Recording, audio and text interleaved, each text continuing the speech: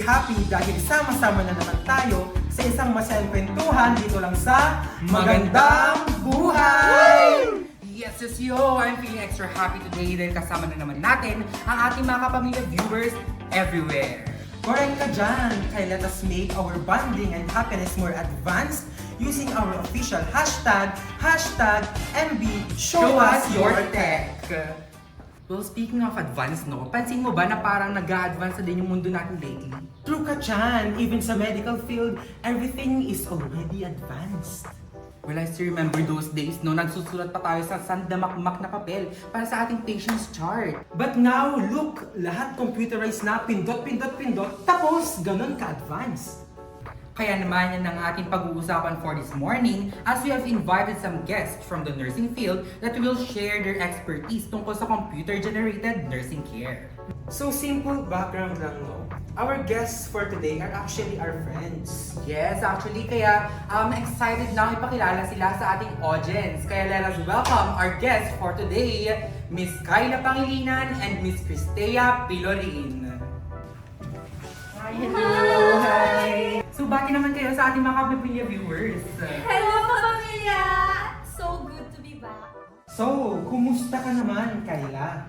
I actually feel so good. I'm so excited to share my knowledge about computer-generated nursing care, specifically the plans and the critical ways.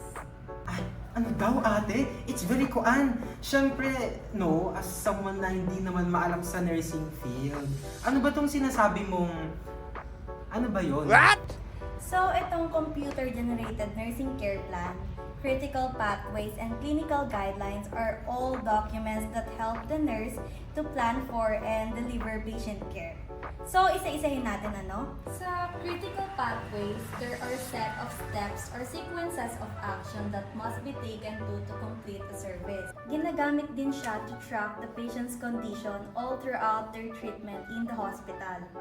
While sa clinical guidelines naman, these are the recommendations from the professional organizations that help inform nurses' decision on how to best care the patient.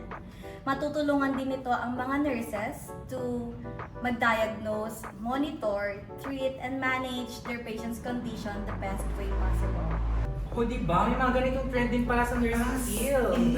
Ang alam ko lang kasing trend is yung ano eh, tinitigan ko. May natigan ko. Ay, iba ba yun? Sorry. So yun nga, no, hindi lang puro TikTok or pag-share ng notes sa Instagram, pwede natin gawin sa computer. And computers can also be big help sa inyo mga nurses, no? At tulad nga ng sabi mo, Kyla, na kung minsan sa Philippine healthcare setting, na yung isang nurse is to 20 patients. So sobrang hirap nun, di ba? So kaya malaking tulong din itong computers talaga sa ating mga healthcare workers and nurses. Correct ka dyan. Kaya naman, thank you, Kyla. At least no, nakita natin yung potential ng computers. Sana may apply natin dito sa Philippines very, very soon. Yes po. Okay. Sana.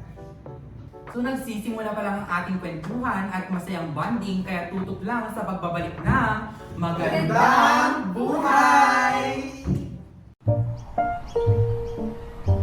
Siya! Alamin ko na. Hanapan kita ng cutie. Bahala ka. Eto. Cutie sa phone. Wow! Pwede. Okay lang. Okay lang? Eto. Cutie sa bike. Ayos yun, no? So. Eto, sure ako dito. Cutie sa puno. Yan na talaga yun, eh.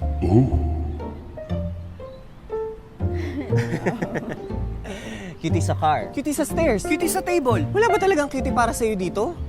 Hoy! Meron. Asan? Saan? Cutie sa cone.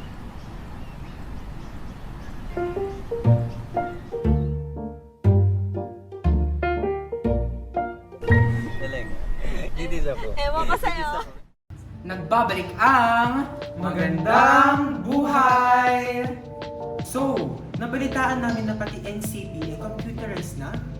Well, it's true. Tinatawag natin itong Computer-Generated Nursing Care Plan.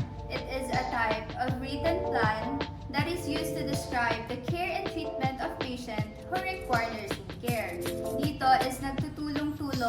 ang buong healthcare team sa pag-i-input ng data sa ating CNCP.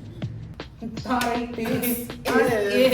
Nung sa ating kasi debate, parang sinusulat pa natin sa papel. Tapos ang dami-daming NCP sa isang patient. Ang jazzle. As Ang if, jazzle. true ka dyan. Pero True. ito, meron tayong kasamang isang student from St. Mary's University na may mga unti lang naman na tanong tungkol dito sa pinag-uusapan nating computer-generated nursing care plan. So makakasama natin virtually, Mr. J.M. Pudiket. Hello! Magandang buhay sa ating lahat. So, JM, may mga nababalitaan kami na may gusto ka daw itanong kay Nurse Thea about sa mga trends ngayon sa nursing field. So, ano-ano mga itatanong mo? Magandang buhay, Nurse Thea. Ang question ko lang naman is, since nag-evolve na ang paggawa ng NCP, nabago ba ang format nito? And what is the benefits of CNCP compared sa NCP? It still has the traditional ADPI format. Ang kaibahan lang nito is dito lahat encoded na. Ang isang benefit naman is as you encode, may mga suggestions na magpapakita kung anong pwede mong ilagay sa CNCP. Halimbawa, sa assessment, may mga guide questions na pwede mong sundan para mas detailed yung makukuha mong data. Sa diagnosis naman, once na determine mo na yung diagnosis para sa patient mo, may mga lumalabas din na related info tungkol dito. Sa planning, intervention or implementation, at sa evaluation naman, nagsasuggest na din ang computer sa kung anong pwedeng ilagay mo dito. Pero meron naman po ba itong disadvantages? Well, of course, meron. Hindi naman perfect ang ating CNCP. Ang isang disadvantage nito ay kung hindi ka techie, malamang mapag-iwanan ka sa paggamit nito. Isa pa ay kung mag-crash ang ating system, maaaring mawala lahat ng data na ating in-input. Unlike sa written nursing care plan na may lifetime hard copy ka nito. Thank you po, Nurse Thea. And thank you rin sa'yo, future nurse John Michael. Maganda no na interested yung mga nursing students natin when it comes to this nursing informatics nga.